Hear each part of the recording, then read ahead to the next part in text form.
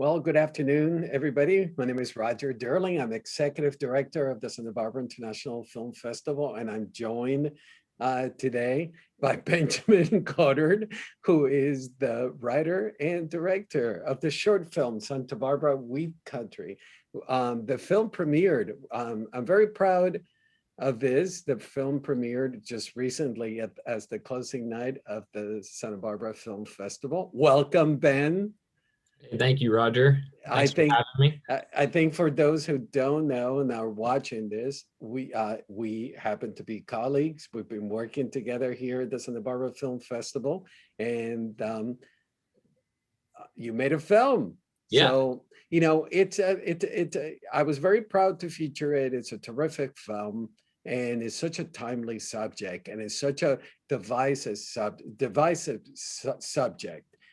At the same time, there's a lot of people that don't know about what's going on. When did you realize that this was a subject that you needed to explore?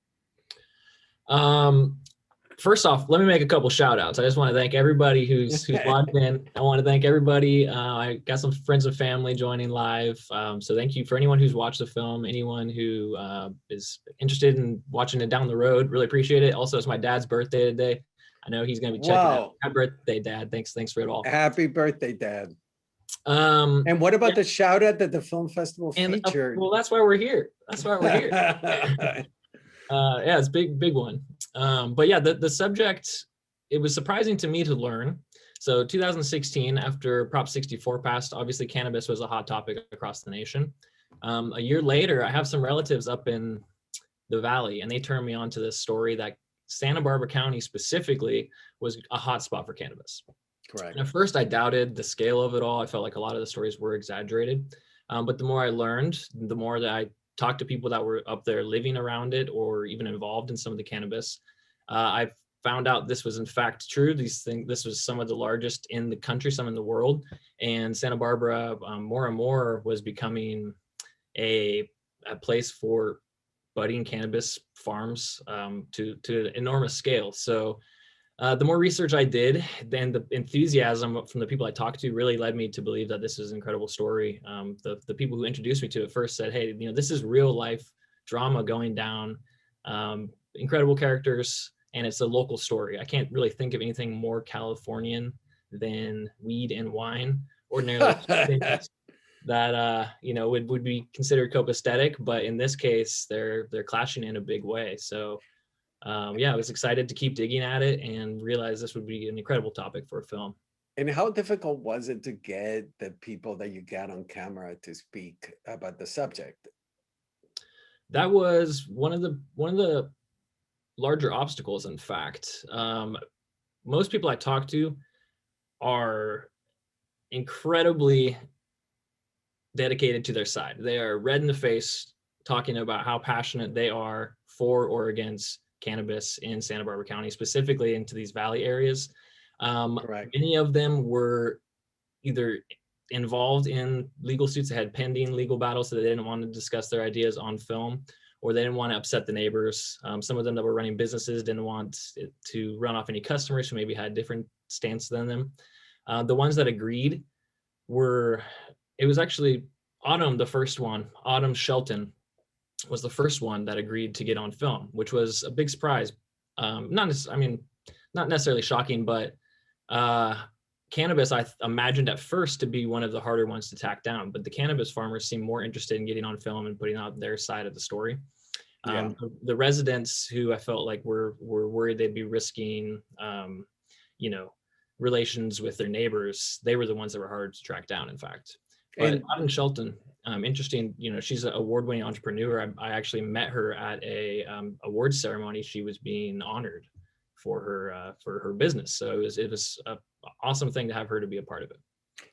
But you used earlier the term red in the face about, how passionate they are about the subject matter.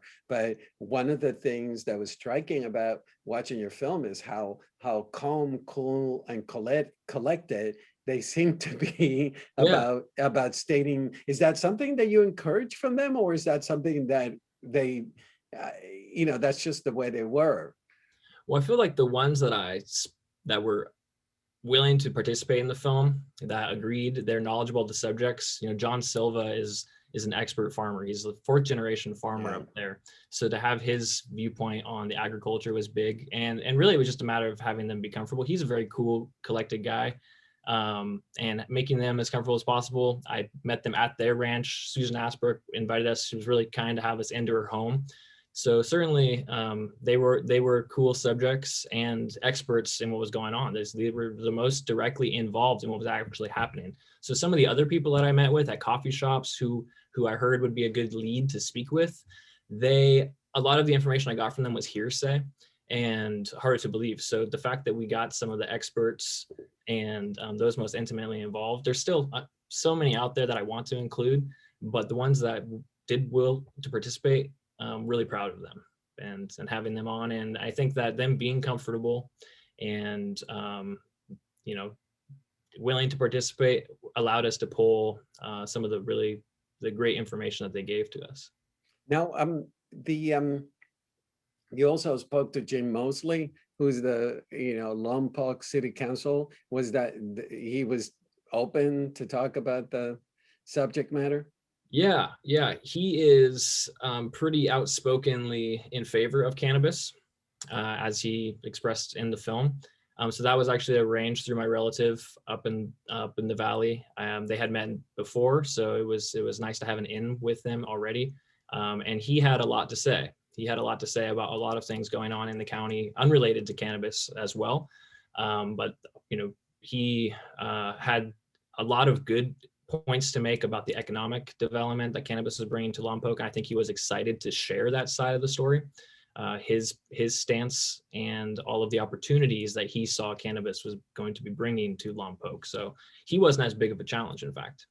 Now, the film, you actually, at the end, you're pretty direct, to be continued. When you approach a subject matter, were you always understanding that this was going to be a project that you were going to expand on, or you just at first imagined it as a short subject? I first imagined it as a full-length documentary. It seemed there were a million different directions to take with it. For the sake of having it in the film festival, and I think that shorts are a valuable tool to really get momentum behind a project.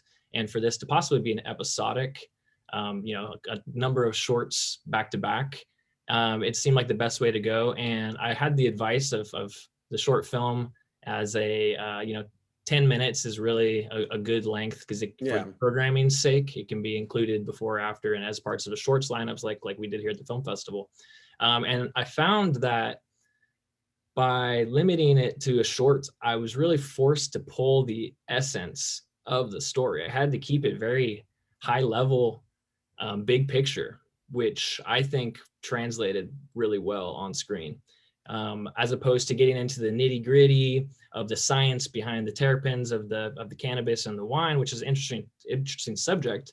I had to touch upon that and then step into the next. So it was really broad strokes, which I feel like worked well for the 10 minutes. And it also gives me now a number of vehicles to continue up on the story. And the fact that it's still happening live, the county is still coming to decisions on how to handle this. The vintners are still very much in dispute with the cannabis farmers.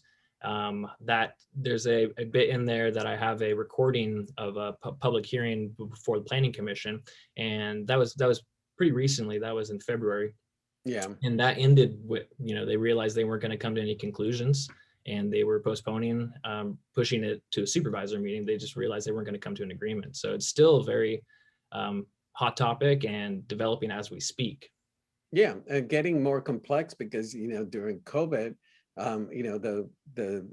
as we all know, the economy was suffering, but the tax, the revenue that was being brought into Santa Barbara because of cannabis was the one economy that was doing really well. That's right. Yeah. The county released that report very recently, just a couple of weeks ago, talking about the economic drive of cannabis. Yeah. So it's still a hot topic. There's articles all the time about new new battles continuing. I also feel that there's so much misinformation. There is this.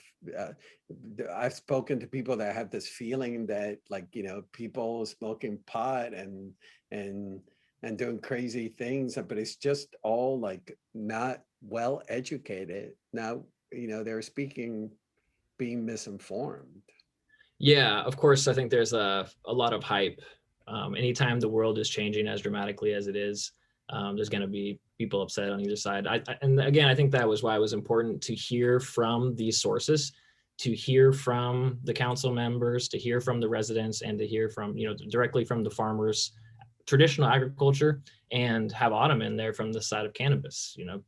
Um, One And keeping thing. I'm sorry to interrupt it, but also, one of the things I admire about the film is the objectivity, is that you're not passing judgment on either of them. Was that something that was important for you? Yeah, absolutely.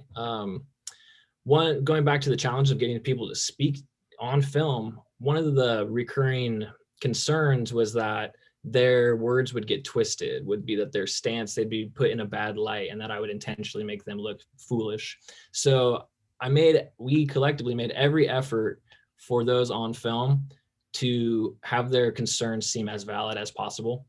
And I kept in mind, if that person was watching this film, if they were there down at the drive-in lot during the film festival and they saw themselves on screen, would they be happy with the way that their ideas were presented? And with that in mind, I think I managed, or did my best, to keep it objective. You'll notice I made the choice not to have any type of voiceover in there, Yeah. because I wanted it to be directly from them. I wanted, you don't need to hear me talk about what it's like living next to cannabis when I have Susan Ashbrook, who is, intimately involved in that, and as well as, these expert farmers, like I've mentioned. One of the things that I was drawn to was the visuals. You do this beautiful landscape shots of the valley and the farming, etc. How important was that for you to include the beauty of San Ynez and the different farm areas? That was crucial. That's actually, I think, the star of the film is the landscape of Santa Barbara County. So those big drone shots, quite honestly, I considered those to be a bit of a crutch when I was making the film. I thought, hey, if I can't pull this off, at least this will be something beautiful to look at. We'll have this nice, the valley really speaks for itself. Yeah. But also those aerial shots provide a really interesting contrast, which I think is really the gist of the film in general. Is you have this beautiful landscape, and then you see those hoop houses. You see the cannabis farms that appear to be out of place. So I think it's summarized in a way the same. Yeah, there is a division, obviously, a visual division. The camera work is very determinedly slow and sweeping. Can you talk about why did you? I mean, it's very alluring, and I loved it. Can you tell us about that choice, how you move in filmically? Yeah, I got to give credit to my cinematographer, Tara Diorio. Area. That was a lot of her stylistic choices in filming slow-mo. I think it creates kind of a dream-like feeling outside of the interviews. So that's when we're talking about this, tranquil valley, and you're seeing those beautiful visuals, and that it's almost like a vision that we're sharing as an audience. And also, I didn't want things to feel rushed. 10 minutes is a quick time. And one of the notes I got early on that was very valuable was that I had a lot of quick cuts. So it felt like it went by very quickly, but I felt like obviously the slow recordings with longer duration of shots seemed to drag it out just a little bit longer. So it didn't rush by. I think it was just the right amount of time. Interesting.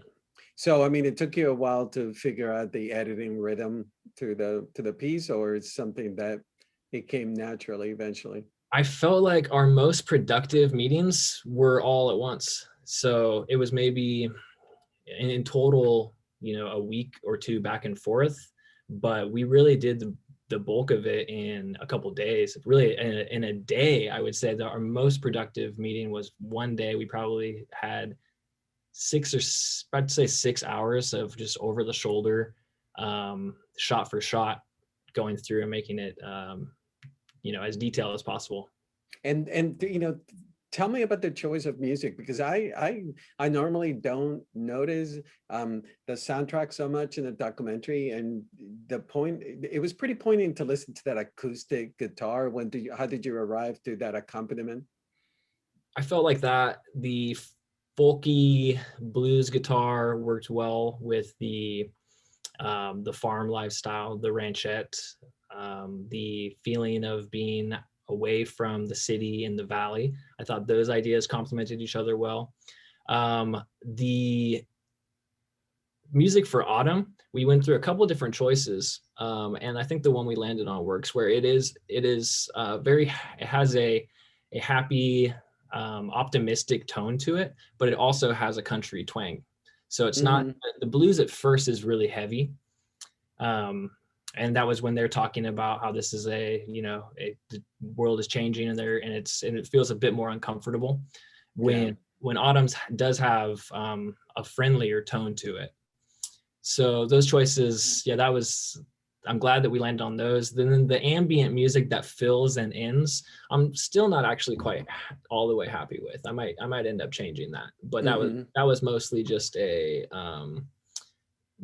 wanted to, again, be a positive feeling, but nothing too wild. It had to blend. It couldn't be heavy metal or something out of the of course, out of the realm. yeah. And tell me about the inclusion of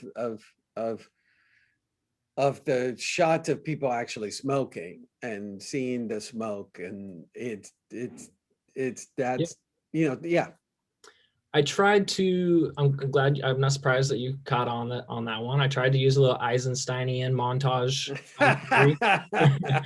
and show images that would relate to the audience what we were talking about, and the fact that they're talking about similarities between wine drinking and weed smoking. Obviously, we had to have the two included there. Yeah. No, at first I was like, I don't know how to articulate how I felt about it, but I thought it worked, because it was like, it's a taboo for, I've been around so many people smoking pot, and they're like hiding unless you're in your apartment or at your house. But then here it is. Hey, it's a doc about cannabis. Yeah, so let's see. We're all Californian here, so certainly had to show some of that. It was interesting setting up in Lompoc around some of the dispensaries. That was kind of a touchy subject. A lot of people didn't want to be on film at that point, so we had to get. The people that were coming in and out were cool with it. You'll see there is a cameo in there where I had to add a little action. Yeah. Towards the end of the piece. Now, when it comes to the continue in the film, when do you see yourself picking up the camera again and going out there?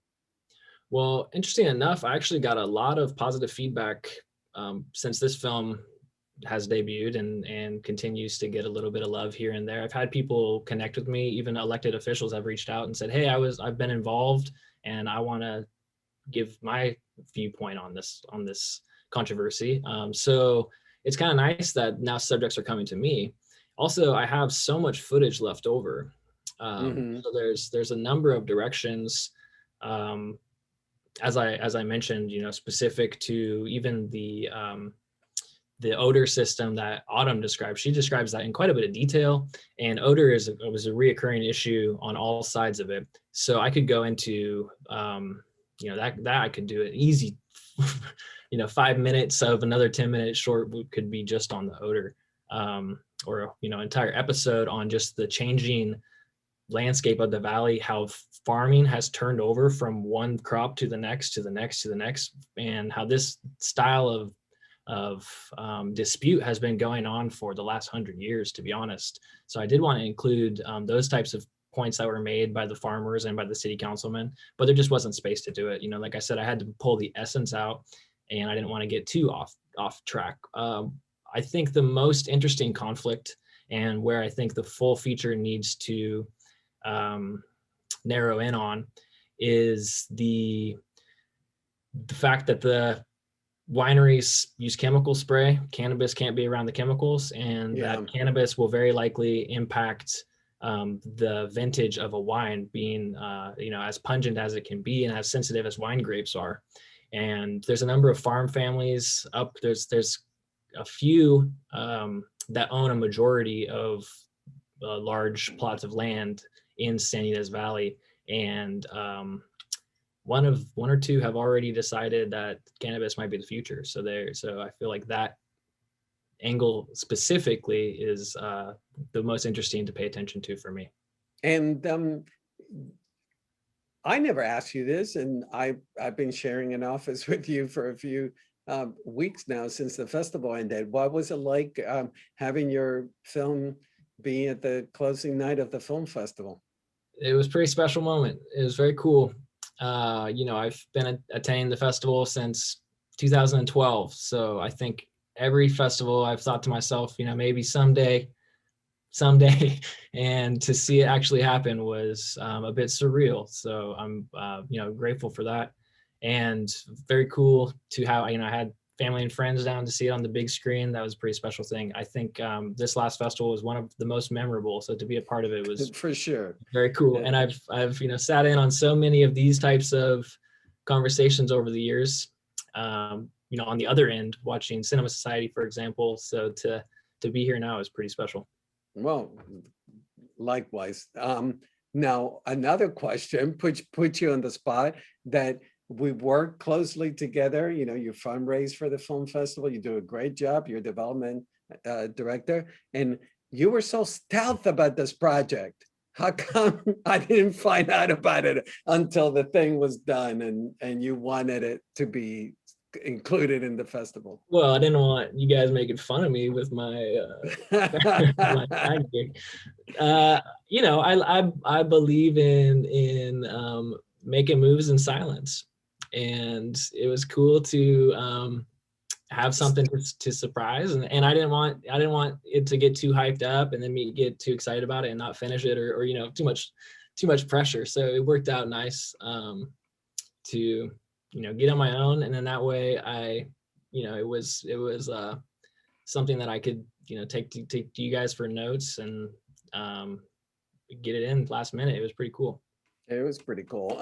So what filmmakers have influenced you in particular for making this film? What other documentary filmmakers or other just filmmakers that make feature films that influenced you?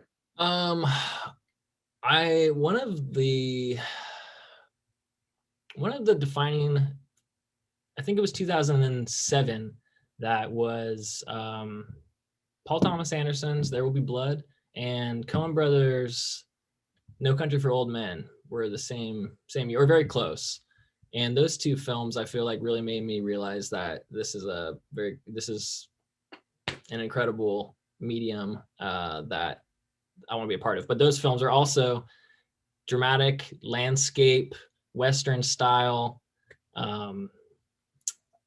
There's the controversy. So I gotta say that those films were those big shots. This obviously is not as violent, but not yet. No. Hey, it could get there, but no, I don't think. But it's those are special for sure. Laura Poitras, I feel like, as far as the documentary world, she is making really important. She has done important work. Yeah.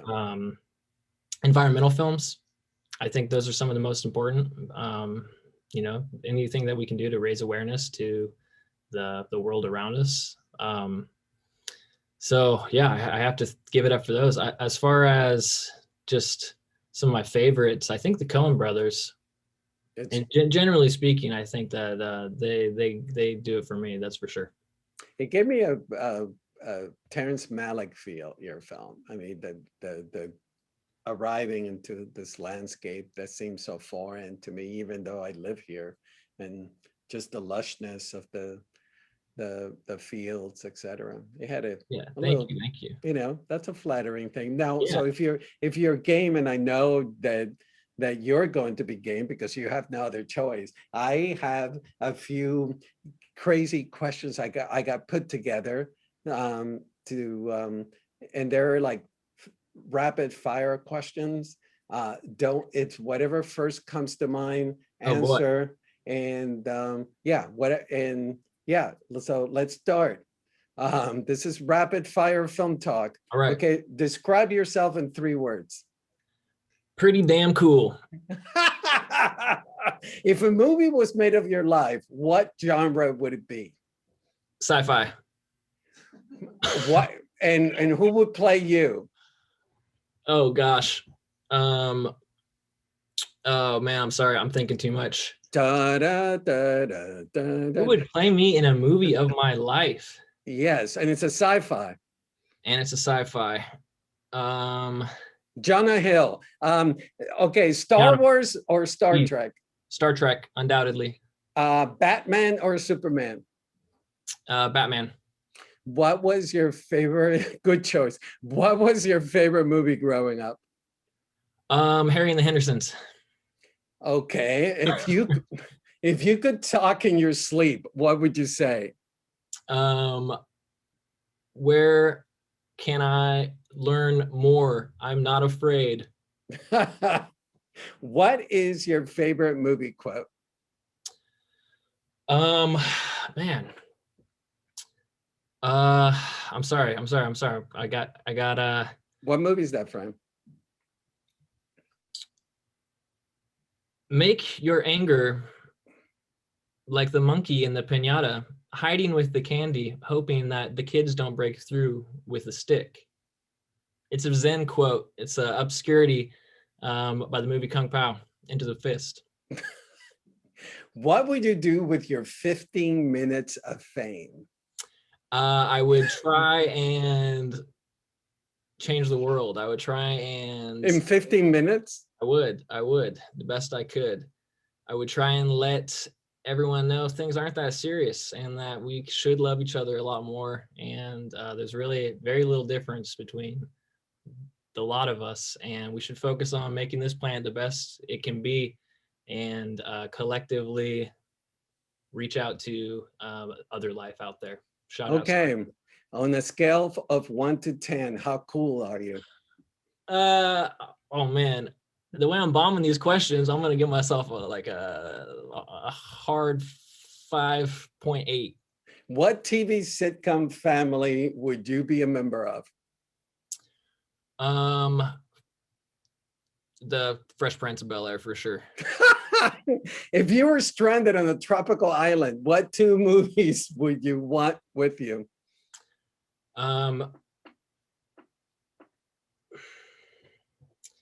The complete collection of Planet Earth and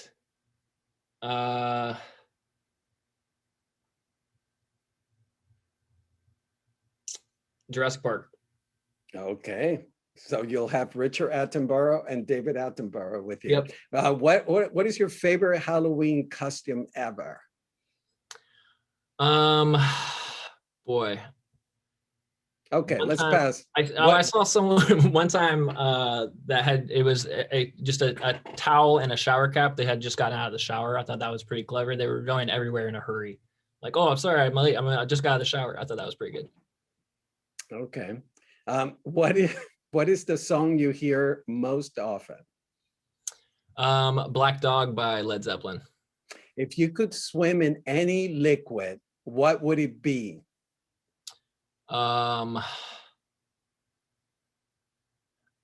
Lemonade.